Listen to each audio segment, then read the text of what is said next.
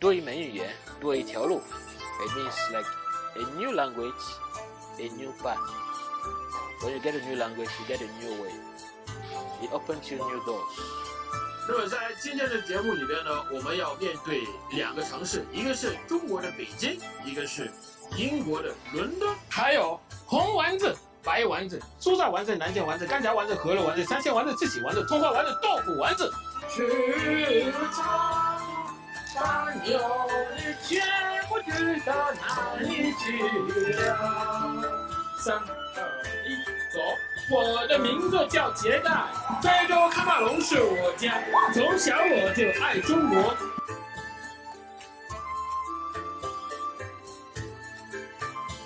So you read this. 这是什么? Like, what is this? My name is Francis Tchiegue. I'm from Cameroon in the central part of Africa, and now I live in China. It's been about 10 years now, and I love it here. Yeah, life in China for a foreigner, it goes like a soap opera. It's a movie that has ups and downs. For a foreigner, precise. Life in China is something that starts by an adaptation period, because from the time you come until the time you spend 10 years like I do now, you cannot have the same feeling, the very same feeling. When you just come, you feel like completely a little child who is starting to learn everything from zero.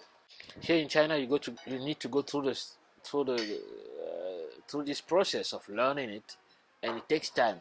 It's not an easy language. Back home, I remember I studied, apart from French and English, I studied German, I studied Spanish, Italian, I could speak some Russian, and they were not that tough. I mean, they were difficult, but you need to put some effort and that's it.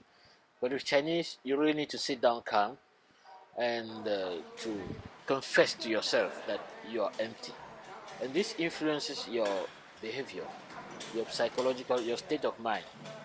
It forces you to calm down and take it easy. Another thing is how to adapt to the culture, to local culture. Because China is one of the countries in the world that has kept for a very long time, for many centuries, I would say even for about 5,000 years, a kind of total traditions. They've lost very little of their own original traditions. So it makes it kind of complicated to get inside the culture for foreigners. I've learned about how to get to a different culture, how to hang out with different people who think differently. And it's something that I think everybody would need to learn. When we're learning to write your name, when you write it not a good way, your parent will say, "Are you writing Chinese? What's that?" That was a way to laugh at you. But then, when I was growing up, I was thinking, wow, people really write this way.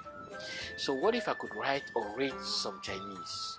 So I was thinking, well, if this is really the most spoken language in the world, at the same time it appears to be the most difficult language. What if I could be part of those who speak the most spoken language in the world and also the most difficult language in the world? I'll feel very proud.